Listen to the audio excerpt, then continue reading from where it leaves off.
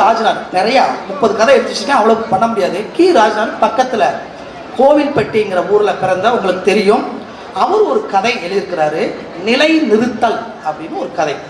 அந்த கதை என்னன்னா, பஞ்சகாலம் வருகிறது. இந்த பஞ்சகாலத்தில் ஊர் விட்டு ஊர் போவாங்க. அப்படி பிழைக்க போகும்போது ஒரு ஊர்லேருந்து ஒரு குடும்பம் வருகிறது. அந்த குடும்பம் என்ன குடும்பம்னா சாமி ஆடி குடும்பம். சாமி கொண்டாடின்னு உங்கள் ஊர் பக்கம் தான் திருநெல்வேலி கோவில்பட்டி சாமி கொண்டாடின்னு சொல்லுவாங்க. அது ஒரு தனி சமூகம், ஒதுக்கப்பட்ட சமூகம், விளிம்பு நிலை சமூகம். அந்த சாமி கொண்டாடி ஒரு குடும்பம் வருகிறது. அந்த குடும்பத்தில் ஒரு 14-15 வயசு நல்ல குழுகுலுன்னு இருக்கான். அவன் என்ன பண்ணுறான்னா, அந்த குடும்பத்தில் பார்த்தோன்னே இவன் நல்ல வேலை செய்வான்னு சொல்லிட்டு இவர் என்ன பண்ணுறாருன்னா, அந்த விவசாயி ஒரு பெரிய முதலாளி அவனை தூக்கிட்டு வந்துடுறாரு. அந்த காலத்தில் நல்ல மாடு வாங்குறது ஒரு விஷயம் இருக்கு. ஒரு நாத்துக்கட்டை எடுத்து போட்டால் அந்த மாடு பட்டக்கன்னு அள்ளி சொலட்டி வாயில் வச்சுச்சுன்னா அது நல்ல மாடுன்னு அர்த்தம். ஒவ்வொரு இலையா எடுத்து சாப்பிட்டுச்சுன்னா அது ருசிக்காக சாப்பிடுது, இது வேலைக்காக ஆகுது, அந்த மாடு வாங்க மாட்டாங்களா? அது மாதிரி இந்த பையனுக்கு சாப்பாடு போடுறாங்க, அள்ளி அள்ளி உருண்டையை அடிக்கிறான், இவன் நல்லா வேலை செய்ய வேண்டாம் அப்படின்னு சொல்லிட்டு அந்த பையனை வச்சுக்கிறாங்க. அவன் வளர்ந்து வர்றான். இப்போ அவனுக்கு அந்த காலத்தில் வந்து வருடத்தில் ஒரு நாள் தான், அந்த சித்திரை மாதத்தில் தான் கணக்கு முடிப்பாங்க. இவர் என்ன பண்ணுறாருன்னா, ஒரு நாள் 7 நாள் நாடகம் பார்த்துட்டு வர்றான். 7 நாளுக்கு 7 நாள் தூங்கிடுறான். தண்ணி பாய்க்கிற கூட கெட்டு போய் இது பண்ணி ஒரு சாட்டை எடுத்து அடி 7 நாள் முழிச்சுட்டு வரும்போது ஒரு நில உடைமை சமூகம் எப்படி இருந்ததுன்னு பாருங்க. அவன் முழிச்சுட்டு வரும்போது சாட்டையால் அடி அடின்னு அடிச்சிடுறாரு. அந்த அடியையும் வாங்கிக்கிட்டு இப்போ ஓடுனோம்னா ஓராண்டு அந்த நம்மளுடைய சம்பாத்தியம் அது கிடைக்காது என்பதுனால அவர் என்ன பண்ண பல்ல கடிச்சிட்டு அந்த 1 மாதம் இருந்து அந்த சித்திரை மாதம் வருகிறது. இப்போ அவர் என்ன பண்ணுறாருன்னா, சித்திரை மாதம் வந்த பின்னாடி நான் என்னுடைய சம்பாத்தியத்தை கொடுன்னு சொல்லும்போது உண்மையிலேயே அந்த ஓராண்டு பணத்தை முன்னாடி வச்சுட்டு அவர் சொல்கிறாரு, 1 மாதம் வீட்டில் இருந்து நல்ல எண்ணெய் குளியல் பண்ணு அப்படிங்கிறார். நாளைக்கு எண்ணெய் குளியல் பண்ணு, நாளை மறுநாள் அந்த சேவல் இருக்குல்ல அதை அடித்து இன்னைக்கு ஒன்று சாப்பிடு, நாளைக்கு ஒன்று சாப்பிடு, சாப்பிட்டுட்டு போயிட்டு 15 நாள் ரெஸ்ட் எடுத்துட்டு திரும்பி வா என்று சொல்லிட்டு நீ ஒரு பெரிய வேலைக்காரன் அந்த முதலாளின்னு சொல்லுகிறார். பிறகு போகிறான், இந்த ஊருக்கு வரக்கூடாதுங்க, திரும்ப வர்றான். அப்படிப்பட்ட அந்த மனிதன் இருக்கும்போது மனைவியோட வர்றான். எல்லாம் வரும்போது ஒரு சம்பவம் நடக்குது. 2 ஆண்டுகள் மழையே பெய்யலை. மழையே பெய்யாம போன உடனே ஊரெல்லாம், மிக முக்கியமா இந்த ஆடு மாடு வச்சிருக்காங்களே அவங்களுடைய பாடு 10 லட்சம் தான். எங்க பார்த்தாலும் மேவு இருக்காது. அப்போ போனா தண்ணீர் வேணும், மேவு வேணும். இந்த ஆடு மாடு மேய்க்கிறவங்க கதறாங்க. தோட்டத்துறவு இல்லை, கொஞ்சம் வசதியாக இருக்கிறவங்க கொஞ்சம் தானியங்களை வச்சு சாப்பிட்றாங்க. இப்போ இந்த ஊருக்காரங்களே மறுபடியும் நம்ம வேற ஊர் போகலாம்னு நினைக்கும் போது என்ன நினைக்கிறான்னா, நேரம் அந்த கோயில்ல அவங்க அந்த ஊர்ல கிராமத்தில் ஒரு கோயில் இருக்கிறது, அந்த கோயில போய் பயணம் இருக்க போறேன் அப்படிங்கிறான். பயணம் அப்படின்னு நான் அந்த கதையை படிக்கும் போது தான் இந்த கோவில்பட்டி அல்லது திருநெல்வேலிங்கிற பாஷை பயணம்ங்கிற வார்த்தை, தியானம்ங்கிற வார்த்தையே இந்த கதையை படிக்கும் போது தான் எனக்கு தெரிஞ்சது. பயணம் இருக்க போகிறேன் சொல்லும்போது இவனோட கிறுக்குத்தனமா இருக்கு, பயணம் இருக்க போறேன். அவனுக்கு 21 வயசு தான்.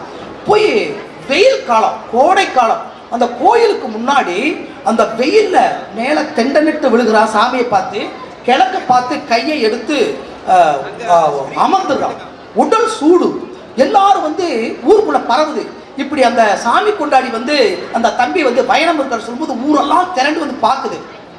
தண்ணி கொண்டு கொடுக்குறாங்க, தண்ணி வாங்க மாட்டேங்கிறான். அந்த ஆட்டுக்காரர் ஒருத்தர் இருக்கார், ஒரு கோணர், அவர் வந்து என்ன பண்றாருன்னா பால் பீச்சிட்டு வந்து கொடுக்குறாரு. தம்பி குடிங்க தம்பி அப்படிங்கிறாரு. தொட மாட்டேங்கிறான். இப்படி ஒவ்வொரு நாளும் ஏற்கனவே 2 நாள் தியானம் இருந்து சாப்பிடாம இருந்து பார்த்து தான் வர்றான். அவன் ஏன் இருக்கணும்? ஒரு முதலாளி வந்து அந்த பயணம் இருக்கல, அல்லது ஒரு கோடீஸ்வரன் பயணம் இருக்கல, எந்த சம்பாத்தியம் இல்லை, அன்றாடு சம்பாத்தியத்தில் இருக்கக்கூடிய ஒரு மனிதன், ஒரு ஒதுக்கப்பட்ட மதியன், ஒரு விளிம்பு நிலை மதியன், அவன் வந்து அந்த பயணம் இருக்கிறான், அந்த தியானம் இருக்கிறான். 3 நாள் சூழலை எல்லாருமே தாங்க முடியாம என்ன பண்றாங்க, பந்தல் போடுவோமா அப்படிங்கிறாரு. பந்தல் வேணாம் அப்படிங்கிறார். ஒரு வண்டியை கொண்டு வந்து நிப்பாட்டுறாங்க, வண்டியை வேணாம்னு சொல்றாங்க. 3வது நாள், அதாவது ஒரு 2 மணிக்கு மேல மேகம் கொண்டல் கொண்டலா கிழக்கிருந்து அப்படியே ஏறி வருகிறது. கடல் பறவை பறந்து அப்படியே வந்து அவனை வட்டமடிக்கிறது. ஒரு பெரிய வந்து ராட்சச ஒரு பறவை வந்து அப்படியே வட்டமடிக்கிறது. இந்த மேகங்கள்லாம் திரண்டு திரண்டு திரண்டு திரண்டு வைக்கிறாங்க. இந்த 3 நாள் சாப்பிடல, ஒரு பொட்டு தண்ணி வாயில விடல, மெலிந்து கண்ணெல்லாம் பெரும் மயக்கம் வருகிறது. அந்த வெயிலை வந்து தன்னை நிலை நிறுத்தி அவன் உட்காந்து இதை கொண்டு வந்தே தீர்வேன், கொண்டு வந்தானா கொண்டு வந்தல, கொண்டு வந்தே தீர்வேன் சொல்லிட்டு அந்த அந்த அந்த ஏழை எளியவன் அதில் உட்காந்துருக்கான். மேகம் திரண்டு திரண்டு திரண்டு திரண்டு கருத்த மேகமாக மாறி ஈசான மூலையில மெல்ல இறங்கி கால் இறங்கி மழை அடிக்கிறது. அடித்த உடனே பெருமழையா அடிக்கிறது. ஒரு லேசான மழையில பெருமழை அடிச்ச உடனே ஆறும் கார்புறப்படுகிறது. இந்த மனிதர்கள் எல்லாம் என்ன பண்றாங்கன்னா ஓடி போய் அவனை தூக்குறாங்க. அங்க ஒரு மாலை இருக்கு, மாலையை கொண்டு வந்து போடுறாங்க.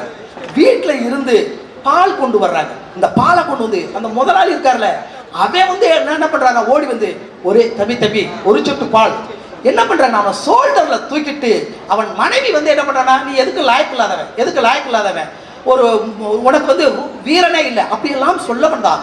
ஆனால் பெருமிதத்தோடு இருக்கும்போது இந்த ஊரே திரண்டு திரண்டு திரண்டு அந்த சாமி கொண்டாடியை அல்லது ஒரு விளிம்பு நிலை மனிதனை தூக்கி வந்து நிறுத்தக்கூடிய அந்த இடம் தன்னை நிலை நிறுத்தினான். அந்த கதைக்கு வந்து நிலை நிறுத்தல்.